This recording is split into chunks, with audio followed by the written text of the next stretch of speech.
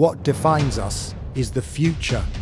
Copyrights Pawel Magia, year 2020. The most surprising thing in life for most of us is our fate. It can change at any moment and in ways completely unpredictable to us at the time. Chapter Number 1. This story began in the year 1999. I was born a normal, healthy, somewhat chubby boy in post-communist Europe. I was born into a decently wealthy family. My youth was quite normal. One might even call it happy. I certainly could not complain, as I had everything a kid should have: loving parents. A beautiful childhood, careless youth. What's more, I wasn't alone. I had an 8 years older brother. My life seemed splendidly stress-free. I was proud and truly happy. Those were the days when everyone in our family felt loved and safe. I was sure that nothing bad could ever happen. Oh, how wrong I was. My carelessness was interrupted quite early. When I was 8, my older brother fell seriously ill with cancer. This was the moment when my whole life turned upside down, you could safely say, once and for all. His illness gave rise to pain and suffering within me that would haunt me for the rest of my life. I had little idea as to what was happening to my brother. I could gather that he was sick, but as just a child, I had no real way of knowing what the stakes were. Our parents tried to treat him by driving him to chemotherapy. They tried everything. At one point, they even believed that they had won the fight against cancer. Unfortunately, the relief would turn out to be premature. My brother would never recover. A few weeks later, he passed away. Ever since then, my childhood had drastically changed. I definitely matured emotionally. 10 years later, tragedy struck my family again. My dad died, unfortunately also from cancer. Many years passed before I finally understood what had happened. These traumatic events of my youth caused a big change in my personality. These events shaped my character and made me look at the world with coldness. After a while, I even began planning my future and trying to take control of my life. Even though my past had taught me that one can never really be in control. After all, the gift of life was not given to me forever. Worse yet, it could be taken away from me without any rhyme or reason. Even so, I did not give up and even try dealing with the adult life I was just starting to explore. I started working. After trying for many years, I managed to start my own company in the year 2025. It was nothing out of the ordinary. I mainly sold electronic components, capacitors for machines used in many specialized laboratories across Europe, including a research center near Geneva in Switzerland. In this city, a large hadron collider was built, an enormous machine designed, among other things, to try to create black holes and learn the basic laws governing the universe. One day the center was in dire need of replacement parts that only my company, in all of Europe, could provide right away. Honestly speaking, I could never have expected that small Chinese capacitors could change my life so drastically. The incident took place in the winter of 2025, the day I received the order. From Geneva, I did not have enough employees present, and the postal courier could only deliver the parts in a few days. The lab needed them yesterday. The pay was good, so I decided to drive there myself. I even used my private car. I had to get to Geneva from a small town in Poland, which is a long way, but, well, work is work. The capacitors I was delivering were needed for a new Hadron Collider project because the research center experienced a serious mechanical failure. Without these parts, they faced significant project delays. It was an opportunity to earn a really big paycheck. And the pay was great. Without much thought, I packed the components, got into the car, and started driving them to distant Switzerland myself. It was cold. There was a lot of snow on the road. The journey seemed to be endless, and the conditions were certainly not favourable. When I finally reached my destination after a dozen hours or so, I was warmly greeted by a lady working with me on the order. The institute was in terrible chaos. Many staff members rushed into the building to deliver the various components, coming from all over the world. It was so busy I felt as if I were in a hive. I walked into the building with Jane. That was the name of the lady who was responsible for contact with my company. After entering her office, Jane asked me to deliver the capacitors directly to physicists in the laboratory department. It was deeper in an enclosed and guarded part of the facility.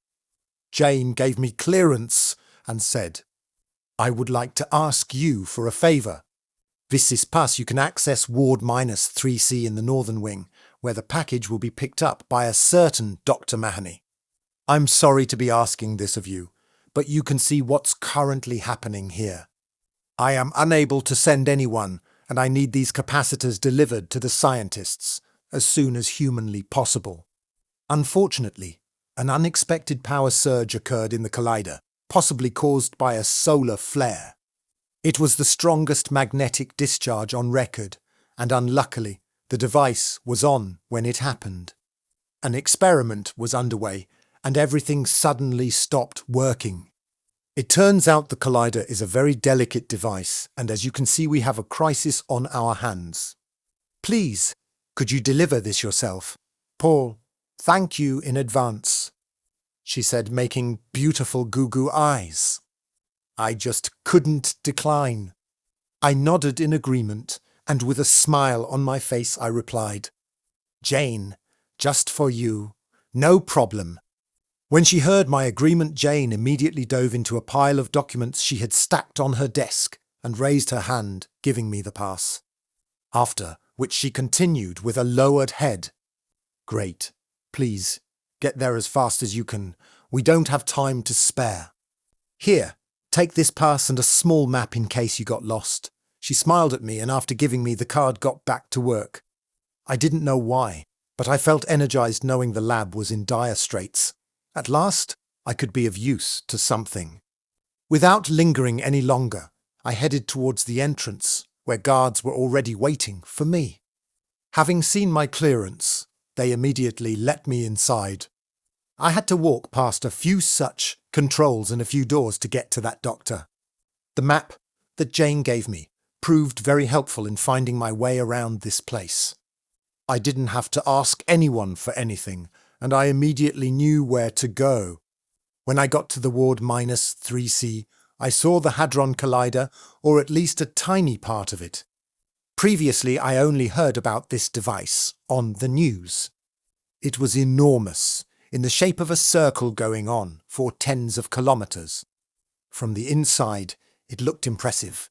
The device was buried very deep underground. To get there, I had to go down a few floors in an elevator. I got to the laboratory where, just like at Jane's entrance, chaos reigned. Many technicians, professors, and scientists were excitedly working on the replacement of components. I noticed a few of them standing in a group. There, apparently, various options for solving the crisis were being discussed. After a moment, I noticed a few other independent gatherings. How will I ever find this doctor? Not very sure what to do, I yelled, "Professor Manet." Suddenly, a couple of elderly gentlemen raised their heads, and one of them replied shouting towards me. "Doctor, dear sir, Dr. Mahoney." "Yes, it's me," said a slightly grey-haired old man. "I have a package for you, Doctor. Did you happen to order replacement parts? Jane from the procurement department asked me to deliver them to you here," I said, trying to get into the role of a courier. "Ah, yes, Jane mentioned."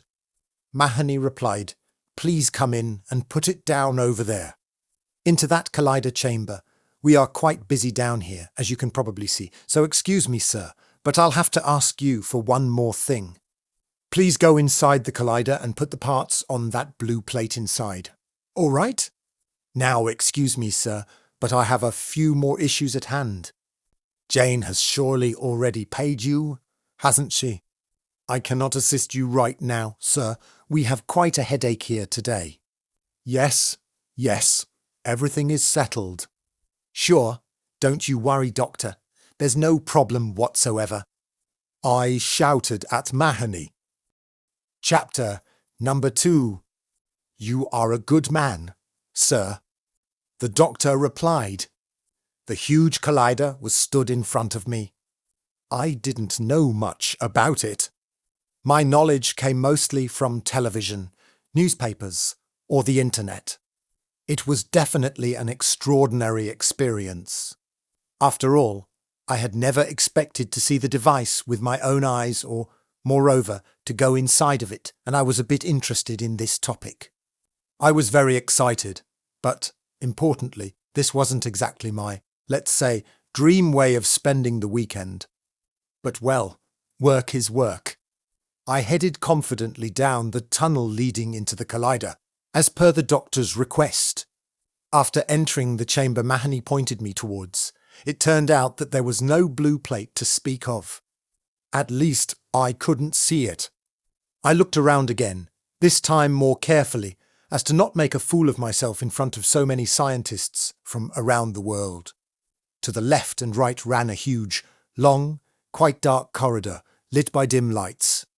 From the two possible options, I chose going right and almost blindly started heading forward, hoping that I would soon find what I was looking for. After a few meters, I noticed the long, blue plate I was looking for. There, I whispered underneath my breath. The Hadron Collider I was currently in was a long corridor, or rather a circular tunnel, full of electronics, cables, and pipes. The conditions there were quite harsh, industrial even, and in addition, steam was escaping from the pipes every few meters. I reached the blue plate I had searched for, and relieved that I managed to find it, I laid the package in the designated spot. Unexpectedly, just to the right of me, I noticed another chamber, out of which an amazing blue light was shining, as if it were not out of this world, as if reflected from the azure sea. It must have been a control room of some sort, and it was just next to the place I put the parts down. I have no clue why, but when I put the package down where the doctor asked me to, I felt a sudden urge to see what this amazing phenomenon was. It was stronger than me, and so, even though I knew I shouldn't, the unearthly light made my curiosity irresistible. I just wanted to see where it was coming from. I had no bad intentions. Damn, I have to see that. What could it be? I told myself, aloud. Inside the room from which the amazing gloom was coming, there was a device resembling an accumulator, although a little smaller in size. Its glow was almost out of this world. I just couldn't resist. This thing was so incredibly beautiful and was sparkling with colour, there wasn't a soul inside. I have never seen a shade such as this. No words can do it justice, but it was like a blue, glowing sea was projected on the wall. It seemed almost tangible. It's a collider. I thought, I'll never come in here ever again. Just a look, just a tiny peek. And so I entered. What I saw inside exceeded my wildest expectations. What even is this? I reached out towards the device to see whether it's a Kunde Hotter code. I needed to know what this thing was. I had no idea why, but I wanted to touch it. It was as if some mysterious, unseen force was pulling me in. Maybe it's water or some other liquid. I had to see for myself. Blinded by the blue pulsating light, I didn't notice a fluid jug standing next to the device. The machine was connected by long, high-voltage cables directly into the enormous Hadron Collider. I could never have predicted what happened next. While reaching out towards the mysterious device, I accidentally knocked over the jug and spilled its content over the machine.